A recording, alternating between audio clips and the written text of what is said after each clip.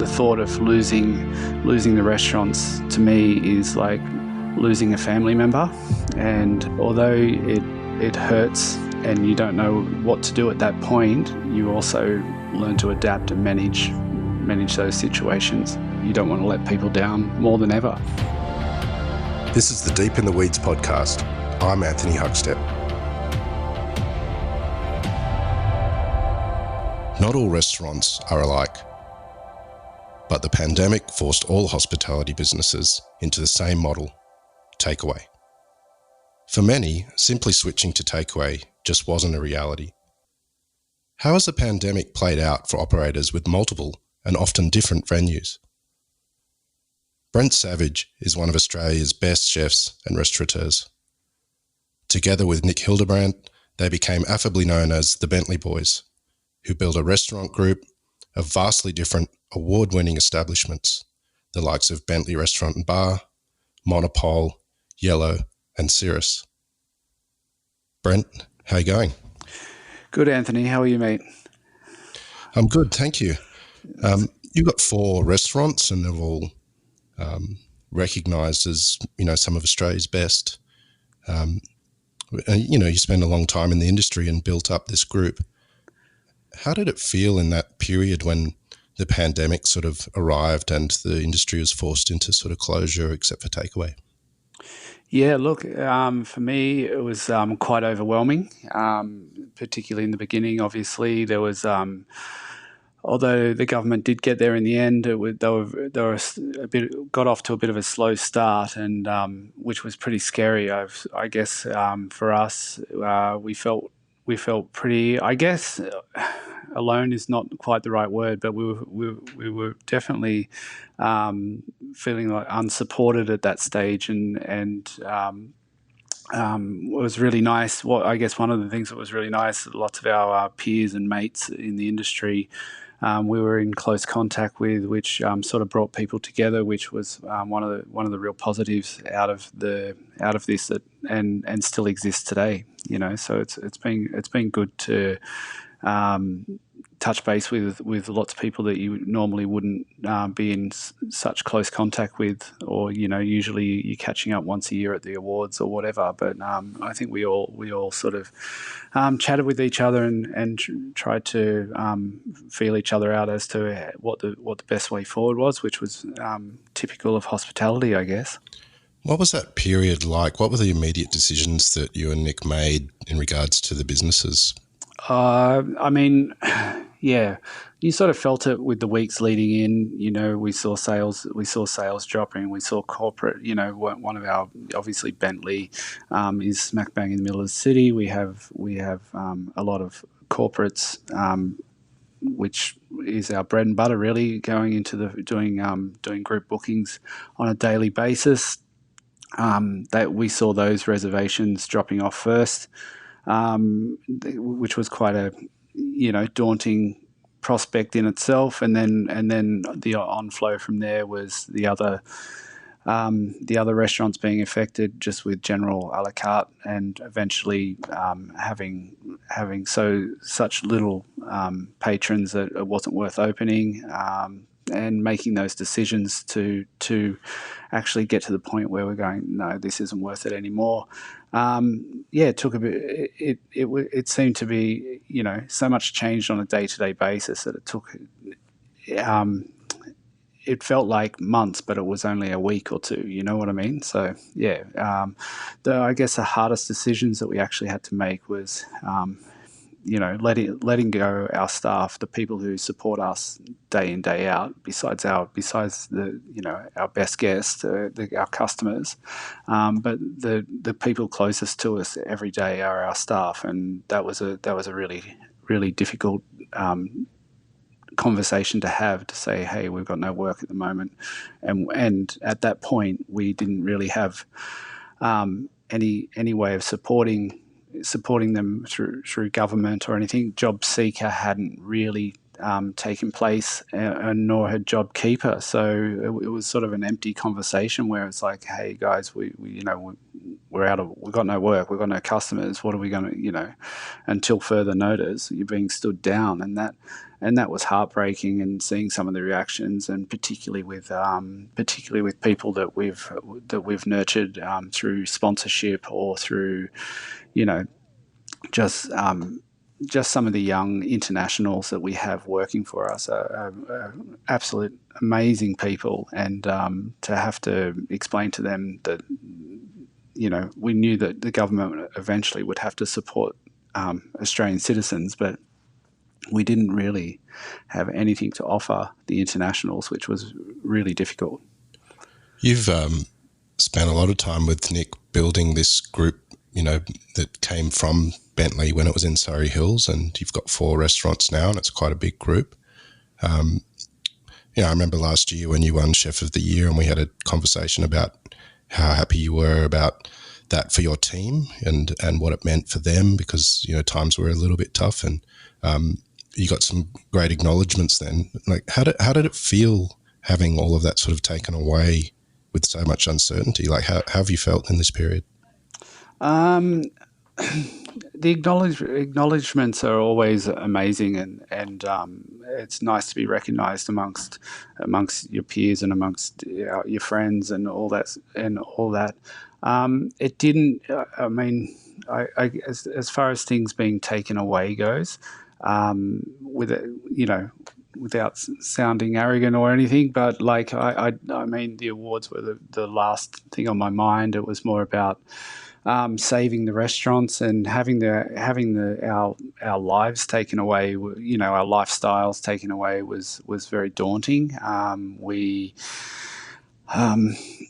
I guess, we really wanted to come out on the other side of this, and making sure that we took steps to come out on the other side was the most important things that we could do. I guess the thought of losing the restaurants to me is like losing a family member, and although it hurts, and you don't know what to do at that point, you also learn to adapt and manage those situations.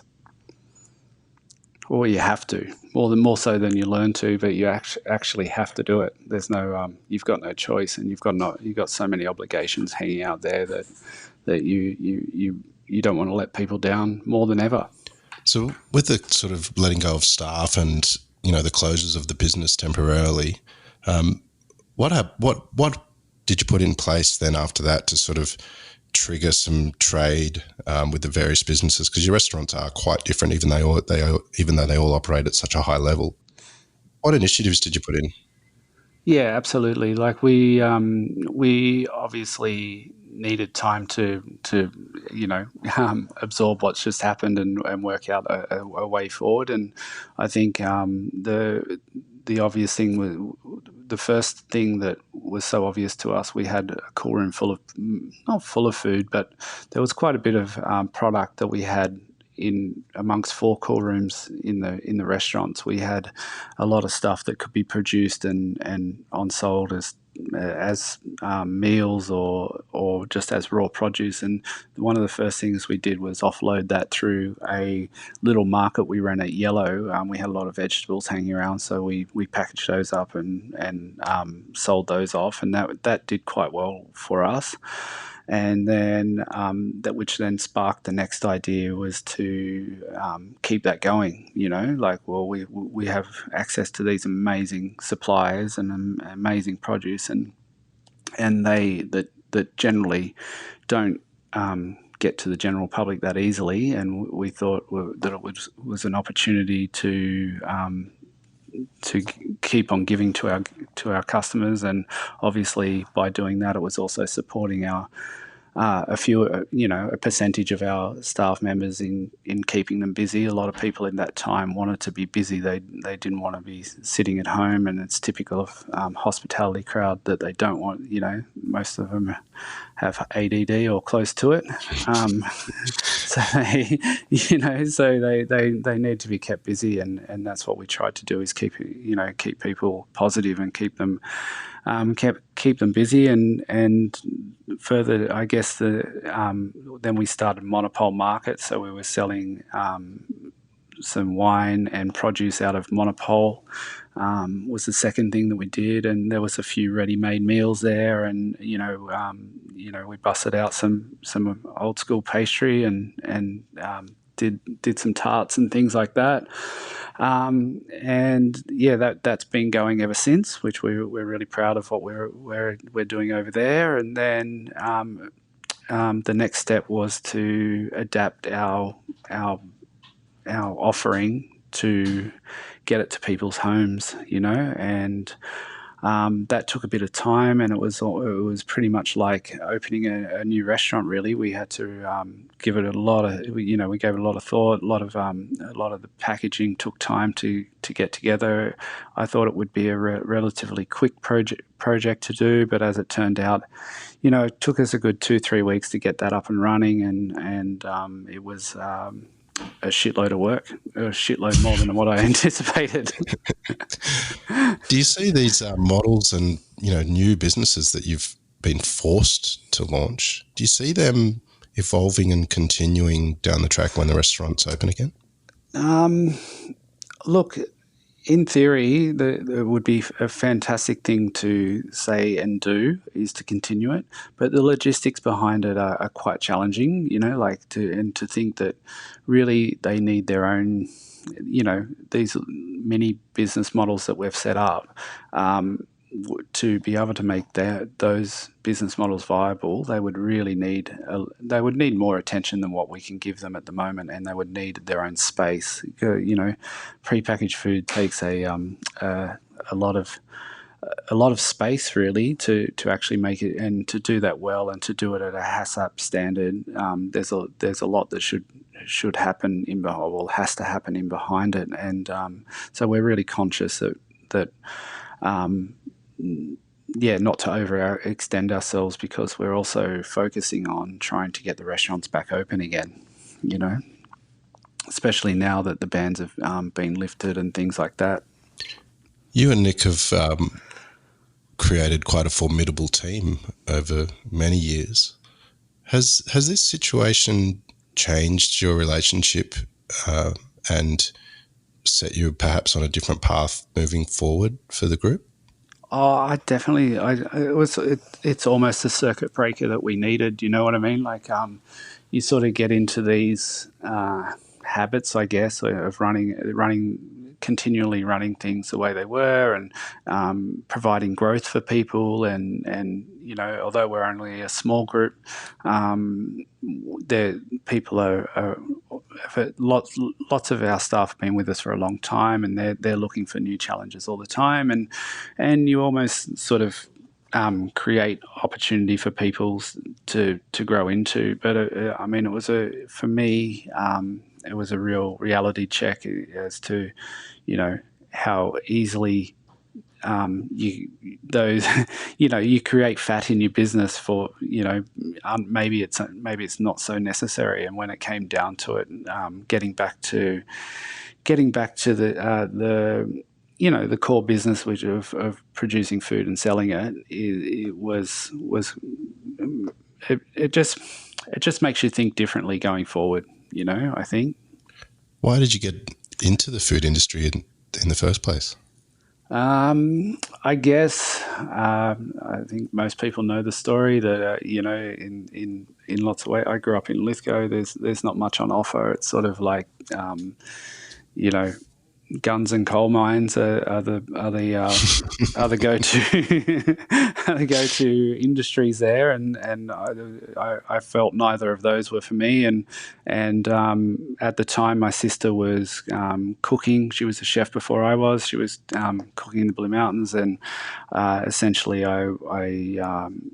I've basically started washing dishes for her and the places that she was working in, and on it went from there, and just it was sort of a natural cycle into becoming a cook.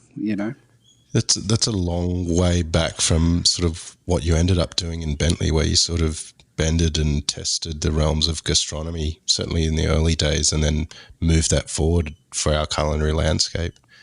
Has this experience changed your perception of your cooking and what you might do on the other side of this when the restaurant's open? Yeah, look, I think that those perceptions have been changed. Like we're constantly evolving as a group and as cooks, and me, you know, as to what we want to achieve. As the years go by, your goals are, you're always sort of setting new goals for yourself, and what it would take to actually achieve those things is I guess evolving. Like, as I said, like it's very much evolving, and I think now more than ever, it's getting back to basics and making sure that we do the little things well, and not overcomplicating the situation or the restaurants, particularly with the way that labour laws are these days. Like there's just no room to overcomplicate things and make extra labour unnecessarily. And I think that's a reflection of what we do in a day-to-day on a day-to-day basis with our restaurants and our food. With the changes in the laws and the government attempting to open up the industry in our society, and stage 1 is activated now, where you can have 10 guests in a dining room, what's the plans for the group, and how are you going to open those up again, and when?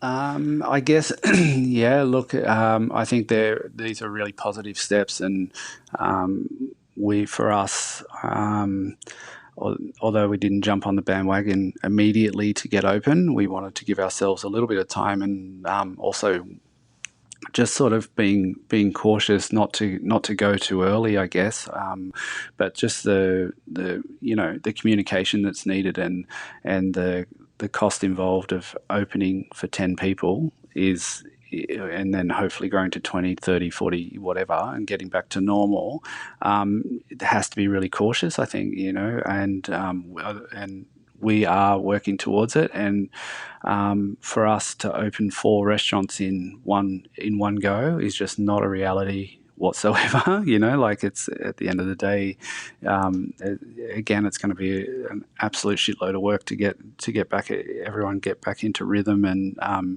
we've lost a lot of staff, so due to whether they're international or they've decided to go home, or a change. It was like I said, it was a circuit breaker, and people have decided to change direction in their lives, or whatever it's brought on for people.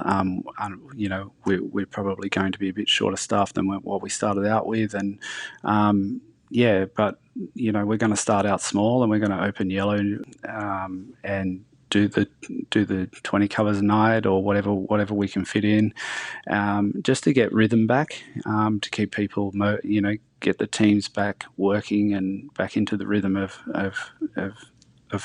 normality, I guess. And so we'll do one at a time, and hopefully come out with a stronger product than we went into with. How are you feeling about the opening, and this sort of chance to sort of get back on track? I'm feeling really positive, actually. I think that it's this is when everything closed down.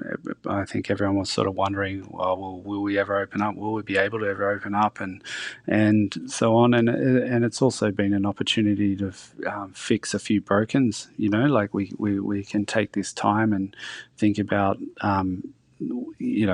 what wasn't working, and eliminating it from what we do going forward. And I guess in the beginning we're going to open in a reduced hours capacity, which really sort of puts time back in our hands, which we never had previously. Yeah. So overall, though, I think it's what has to happen. That we all, the economy, restaurants, hopefully. I don't think anyone will come back the same as they were, but the fact to get everyone back to work and back working is what we need to do. Just moments ago, you said that there's things that you could fix that weren't working with the industry. What do you think are the biggest lessons that you've learnt from COVID, and what are other things that you can change? I can really, yeah. Obviously, there's broader issues there that I think a lot of people are talking about in the industry, which I think is fantastic, and I think they're issues that need to be talked about and aired, and hopefully fixed, or business models need to be fixed to adapt to them. I guess what I'm referring to there is obviously the industrial relations side of things in our industry has been heavily monitored at the moment, and I don't think there's an easy answer, and I think it comes down to the business models, and we were working on a model which was probably dated in many ways. And you could talk about in that you could talk about the hours that chefs worked. You could talk about the way that the tip system works for the front and back of house, or you could talk about the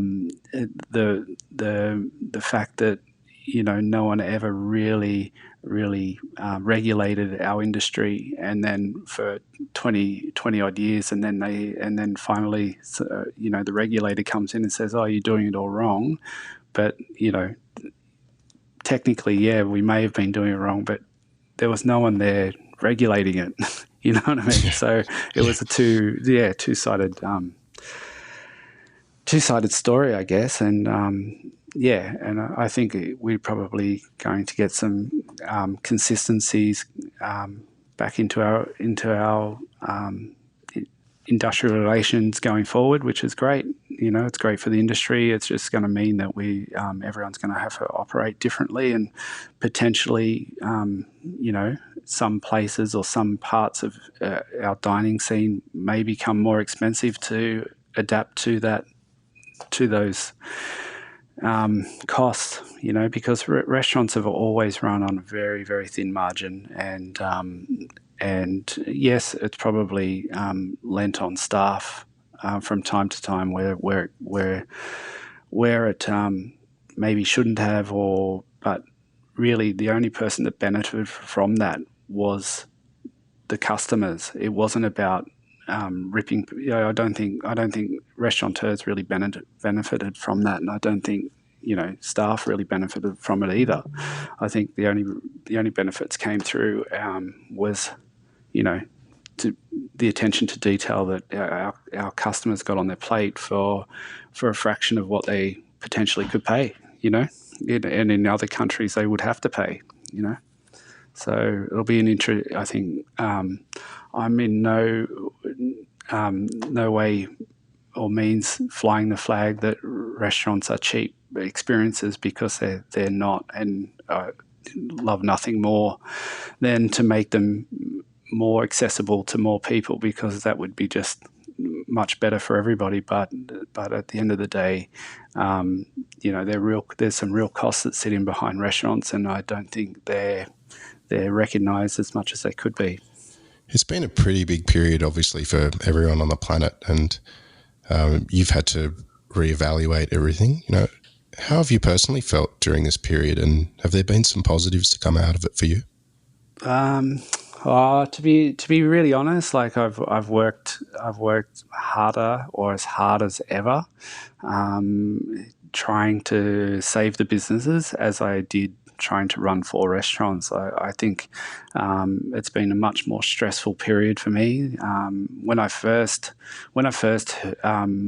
thought about this COVID situations, I thought, oh, you know what, this might be an opportunity to spend time with my girls, or all my kids, including and actually help them do their schoolwork and get more involved in their lives, which I would love to do, because I always feel a bit time poor. But as it turned out, the businesses need more attention than ever, and I spent, that I really had to focus to make sure that we didn't fall over during this period. And so I guess the negative on a personal level was that I didn't actually get to spend as much time with the family as I would have loved to. But on the positive to that is that, talking to you today, we're going to come out on the other side. And I don't think, unless we gave it that much attention, we may not have come out on the other side.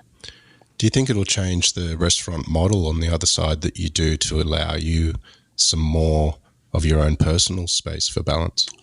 I hope so. I really do. But yeah, look, I guess that's definitely the goalpost, and something that we'll be working towards is making sure that everybody, all staff and ourselves, everything's in perspective, and that we're working towards work-life balance, that everybody wants in their workplace, I guess. Yeah. What do you love about restaurants, and what are you going to appreciate more about restaurants on the other side of this? That's a good question, but no, of course there's lots of things, but I would really like, recognizing our clientele more and more, and appreciating what they do to support us on a day-to-day basis. Not that ever really leaves your mind, but through this period, we've had so many people reach out to us and support us in all sorts of different ways, and that's been a really nice feeling. And we have we have regulars that come in that live at Cabramatta, and basically we weren't delivering to Cabramatta, but he made sure that he made a big enough order to make it worth our while to go out there, and things like that. Those little bits and pieces just it makes that people care and people understand that at the moment we're going through a bit of a hard time, and it's not the normal circumstances where it's all hospitality, give. It's like we're actually recipients of that hospitality coming back our way more than ever, I think. Yeah. Well, you're on the verge of sharing your unique style of hospitality again with the opening of Yellow. How's it going to feel when you open the doors for the first time and guests come in? Yeah, it's going to be. I'm a bit nervous thinking about it, or not, anxious to think about it. But yeah, look, we're absolutely excited, and we're the kitchen teams that we're painting the kitchen and cleaning it up, and doing a deep clean at the moment. Just before I started talking to you, so it feels good to start to getting the team back together. Having everyone working towards an actual goal of what they were employed to do is it's exciting, and we've been working on menus for Bentley going forward, and that's exciting. So there's a lot of things happening in the background, which is exciting. But it'll be great to welcome people back into the restaurant, and everybody doing what they're supposed to do. People are relaxing and getting good hospitality, and cooks cooking, and waiters looking after people, and sommeliers giving the best wine. Well, mate, I've always been a fan of what you and Nick bring to Australia's culinary landscape. Very much look forward to eating in your restaurants again. Thanks for catching up with us today, and keep in touch, and good luck with everything. Thanks, Anthony. It'd be awesome to have you back in the restaurant as well, and look forward to catching up. Cheers, mate. This is the Deep in the Weeds podcast. I'm Anthony Huckstep. Stay tuned as we share the stories of Australia's hospo community, suppliers and producers in search of hope during this pandemic. Special thanks to executive producer Rob Locke for making this all happen. Follow us on Instagram at Deep in the Weeds Podcast, or email us at podcast@deepintheweeds.com.au. Stay safe and be well.